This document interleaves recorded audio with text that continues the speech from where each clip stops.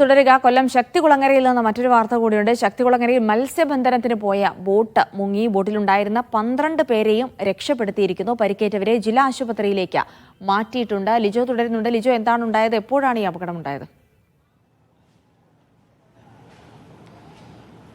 ജിൽസി, ഇന്ന് പുലർച്ചെ 5 മണിയോടുകൂടെയാണ് അപകടമുണ്ടായത്. ട്രോളിംഗ് നിരോധനത്തിന് ശേഷം വലിയ പ്രതീക്ഷയോടുകൂടെ മത്സ്യബന്ധനത്തിന് പോയ ഹല്ലേലൂയ എന്ന പേരുള്ള ബോട്ടാണ് അപകടത്തിൽപ്പെട്ടിരിക്കുന്നത്. രാജുവിന്റെ ഉടമസ്ഥതയിലുള്ള സ്വദേശികളായിട്ടുള്ള 4 പേർ, തമിഴ്നാട് സ്വദേശികളായിട്ടുള്ള 3 പേർ, ബംഗാൾ സ്വദേശികളായിട്ടുള്ള 3 പേരായിരുന്നു ബോട്ടിലുണ്ടായിരുന്നത്. ഈ മുട്ട് കടന്ന് പോകാൻ ശ്രമിക്കുന്ന സമയത്ത് ആയിരുന്നു അപകടം സംഭവിച്ച് ബോട്ട് മുങ്ങിയത് എന്നുള്ളതാണ് മനസ്സിലാക്കാൻ കഴിയുന്നത്. എങ്ങനെയാണ് ഈ ബോട്ട് അപകടം നടന്നെന്നുള്ളത് മനസ്സിലാക്കാൻ കഴിയും? ഇവര് മത്സ്യബന്ധനത്തിനായിട്ട് വെളുപ്പിലെ ബോട്ട് ബ്രേക്ക് വാട്ടർ കടന്ന് പോവുകയായിരുന്നു. അപ്പോൾ ആ സമയത്ത് കടലിൽ നിന്ന് ഒഴിയുന്ന വലയും റോപ്പും എല്ലാം കൂടെ ചുറ്റി, പ്രപ്പല്ലർ ചുറ്റി കഴിഞ്ഞാൽ എഞ്ചിൻ നിന്നുപോയി. പിന്നെ എഞ്ചിൻ പ്രവർത്തിക്കാൻ പറ്റാത്ത അവസ്ഥയായി. അങ്ങനെ ബോട്ട് തിരയിലേക്ക് വന്ന് വീണ് ബോട്ട് തിരയടിച്ച് ബോട്ട് മറിഞ്ഞു പോവുകയാണ് ചെയ്തത്. ബോട്ട് പൂർണ്ണമായിട്ടും നഷ്ടപ്പെട്ടു. എത്ര രൂപയുടെ ഒരു നഷ്ടം?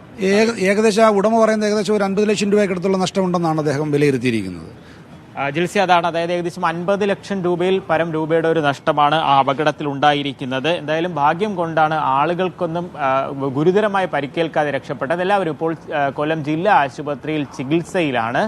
എങ്ങനെയാണ് കാര്യം? ഒരു വലിയ പ്രതീക്ഷയോടുകൂടെ കടലിലേക്ക് പോയ ഒരു ബോട്ടാണ് അപകടത്തിൽപ്പെട്ടത്. അതുതന്നെയാണ് ഉടമയോട് സംസാരിച്ചപ്പോഴും ഒപ്പം തന്നെ തൊഴിലാളികളെയൊക്കെ ആശങ്കപ്പെടുത്തുകയും ചെയ്യുന്ന ഒരു കാര്യം.